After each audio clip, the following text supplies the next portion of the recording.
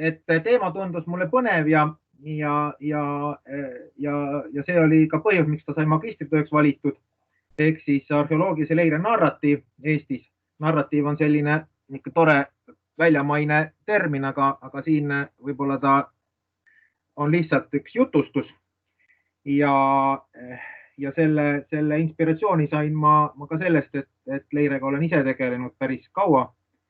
Ja vaadates nüüd natukene historiograafiat, siis sageli tundub, et tegelike leidjate ja leiukohtade kirjeldajate, kes on seda teinud, siis erinevate registreerimislainete ajal läbi ajaloo, et nende jutustus on jäänud natuke tahaplaanile. Pigem on rohkem rõhku pandud sellisele faktilisele kirjandusest võetud teabele.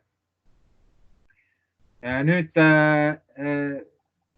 mida ma selle narratiivi all siis püüan nagu lahti seletada või kuidas siis minu jutustus on üles ehitatud või selle analüüs, siis narratiivi ma käsitlen nagu kaheses mõistes või kahe mõistena või mõistena, mis katab kaks suurt valdkonda. Üks on siis see jutustus, mis annab edasi see konkreetne luure teostaja või siis selle jutustuse rekonstruktsioon. Paraku ei ole võimalik alati saada kaasaegse jutustust, vaid see tuleb lihtsalt siis arhiivimaterjali põhjal rekonstrueerida. Ja teine on siis suurem jutustus, suurem narratiiv, mis siis iseloomustab seda ühiskondlikku mõju konkreetsel perioodil. Ja kuidas see siis konkreetselt leiret tema eesmärgi saavutamisel mõjutas.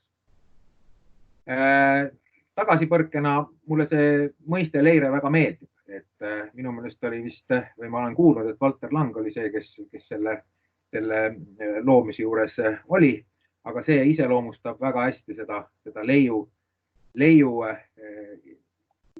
tingimuste ehk siis leidmise ja luure, vana termin arheoloogiline luure, omavahelist seost. Nüüd samuti püüan siis seal narratiivis eristada leiuteate ehk muistise pärimuse siis konkreetselt leiukoha uurimisest või leiukoha inspekteerimisest vanas mõistes ja vaadata, kuidas siis ütleme Reiler protsessis see muistise pärimus, kuhu see paigutub. Ja siis sellest lähtuvalt ka, et kuidas siis see leidja ja leiraja omavahel suhtestuvad, mis tingimustel nad on koos ja mis tingimustel mitte. Muidugi põhirõhk sellel magistritööl saab olema kindlasti jutustajatel, kes siis on need narratiivi edasiandjad, kuna nemad on näinud seda arheoloogilise luure protsessi osalejatena ja nii edasi. Ja siis kogu see magistritöö on üles ehitatud, siis siin natuke olen arutanud 18 narratiivile erinevatest perioodidest, mida ma siis analüüsin. Nüüd analüüsi meetodist natuke ka räägin. Et meetod, selline üldisem meetod, olen siin nüüd vaadanud ka Eiki Valgu ja Piknekama vastavasisulisi artikleid ja olen jõudnud sellisele veendumusele, et see meetod saab olema midagi meie enda kogemusest ja samuti ka siis olen praegu üsna süviti minemas holokausti siis narratiivide siis uurimisse selles mõistes, et mismoodi siis ühe suurema sündmuse, ühe suurema jutustuse narratiive on uuritud, millised analüüsimeetodid on seal ütleme siis kasutusele võetud ja püüan natuke seda polariseerida või tuua seda kogemust, mis on tõesti väga mahukas võib-olla sellesse narratiivi uuringusse ka selle magistritöö raames. Et see on väga algastmes, aga ma proovin seda teha, vaatame, kuidas õnnestub. Nüüd siis kui me vaatame seda leiret, kuidas seda leiret teostati, siis minul on olnud sellised küsimused, ja need on siin ka kirjas, et kes siis reaalselt seda arheoloogilist uuret tegid. Et me teame, et selleks olid erinevatel perioodidel siis aadelkond, aadlimehed, kirikuõpetajad, kooliõpetajad ja nii edasi. Tänapäeval ka detektoristid. Siis kuidas siis need teadmised omandati? Kas siis seda õpetati koolis? Jah, koolis ka teatud määral õpetati, ülikoolis õpetati tundma muistiseid, et siis üliõpilased saaksid, tudengid saaksid siis aru, mida maastikul vaadata, et see tendents tegelikult kandus üle 7. aastal, paljuski tänu Vello Lõugasele ka kodu-uurijatele, kes siis kaasati arheoloogilistele kaevamistele. Ja väga oluline ka siis mentorlus. Me teame, et paljud arheoloogid on kaasanud noori inimesi, tudengeid, ajaloohuvilisi kaevamistel ja kaevamiste järgselt siis leireprotsessi. Siis püüan hinnata seda, et milline rõhuasetus on erinevatel siis arheoloogia mälestise tuvastamisprotsessi, kuidas siis öelda, etappidel, erinevatel perioodidel, kuidas on rahastatud olnud see, milliseid tehnoloogiaid on kasutatud ja milliseid allikaid. Et teame seda, et tänapäeval ja ka kusjuures päris algust alates ei mindud leirele ilma kodutööd tegemata ja mida selleks uuriti, milliseid vahendeid kasutati ja kuidas siis kirjeldati leire tulemusi. Ja muidugi ka siis riiklikud juhendeid, mida palju ei ole, aga mis võivad aimu anda, et kuidas siis selle leidmisega tegelikult on olnud ja kuidas see selles siis ütleme riik ka suhtestus. Nüüd üles olen ehitanud oma töö selliselt, et nagu me teame, siis ja korduvalt on ka kirjandusest ja historiograafiast läbi käinud see, et me tegelikult käsitleme muististe registreerimist täna sellise 3 ajaloolise lainena, et üks on siis see vanaaja teaduse kirjad Jaan Jungile ja siis muinasaja teadus ja kogu see protsess, mis paljuski siis Hausmanni initsiatiivil, kuna tema oli üks korraldajatest ülemaailmsel arheoloogiakongressil, siis ka seal käivitus rohkem. Et see on nagu siis see Jung ja korrespondentide võrgustik, et see on see üks laine, esimene suur laine 19. sajandi lõpukümnendil. Siis teise lainena me muidugi, sellest on ka palju kirjutatud, käsitleme siis Dahlgreni initsiatiivil, paljuski Soome näitel just selle kihelkonna kirjelduste osas käivitatud muististe registreerimine ning siis 24. aastal vastu võetud muinsuskaitseseadus ja muinsuskaitse nõukogu tegevus. Et siin ma proovin just natuke analüüsida muinsuskaitse nõukogu protokolle, et seal on ka üsna mahlakaid selliseid tekste, mida võiks välja tuua ja mille põhjal rekonstrueerida päris toredaid lugusid. Nüüd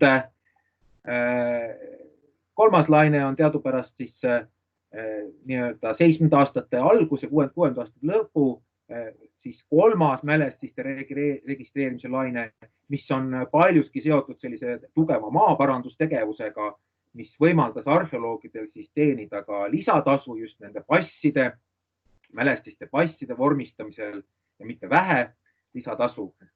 Ja seal siis initsiaatorina kindlasti Jutta Kornov, Ants Kraut ja Vello Lõugas, kes ka püüdsid tol hetkel ja ka Lembit Jaanits siduda neid ajaloohuvilisi selle leireprotsessiga, et infomälestiste kohta jõuaks siis väga erinevaid kanaleid mööda uurijateni.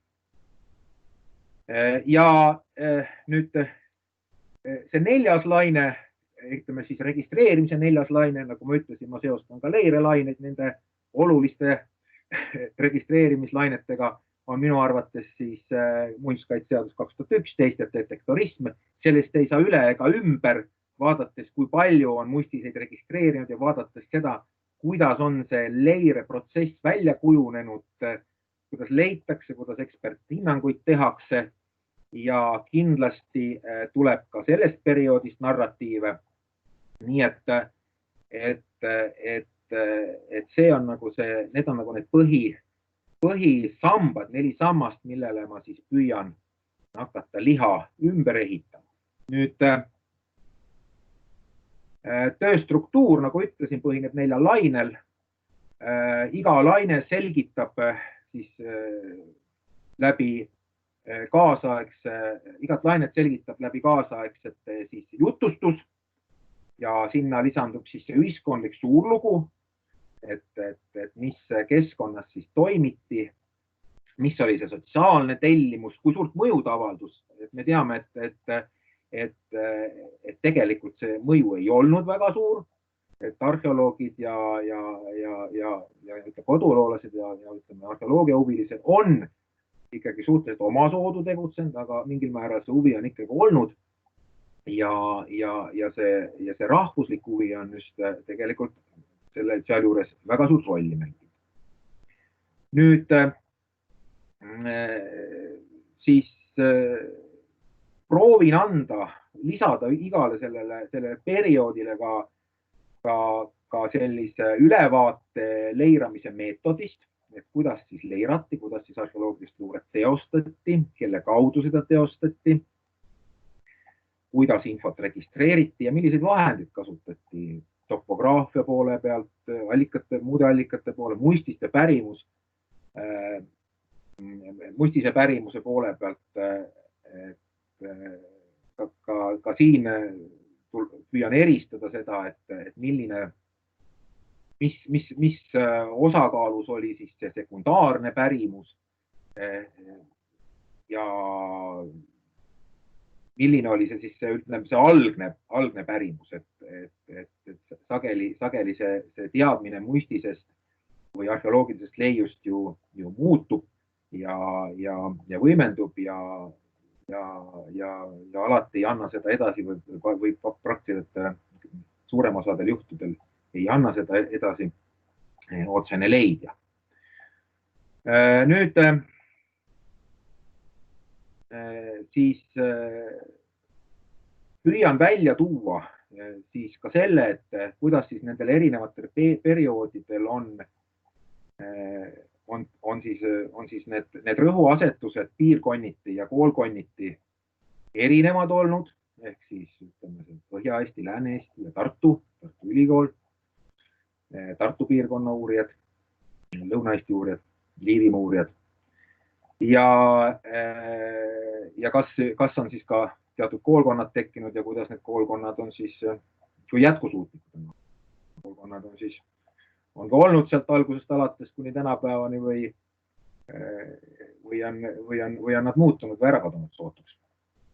Ja siis muidugi püüan kujundada siis või kujutada siis ka seda leirajat, et profileerida see leiraja erineval perioodil, et kes need siis on olnud,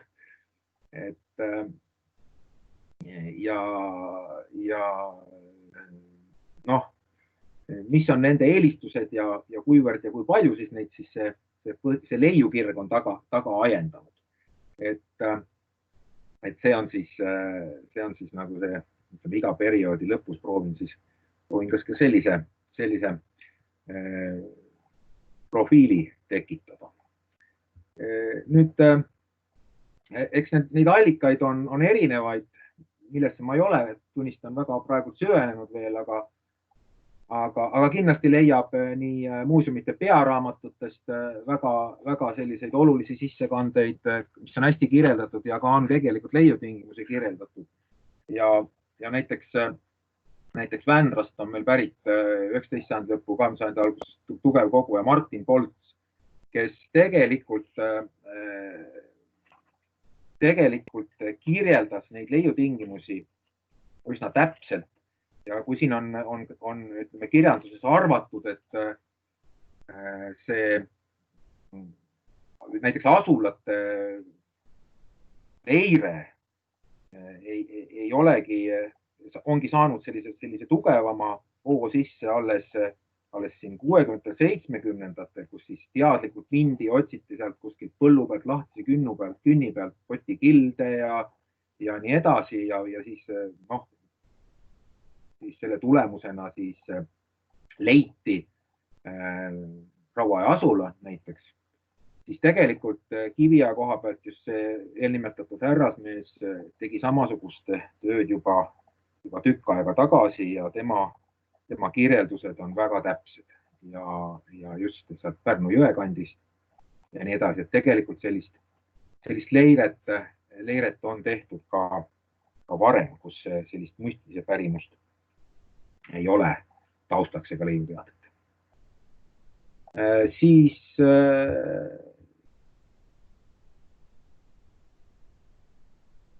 tegelikult mina lõpetaks praegult ja kuna see töö on suhteliselt algstaadiumis, siis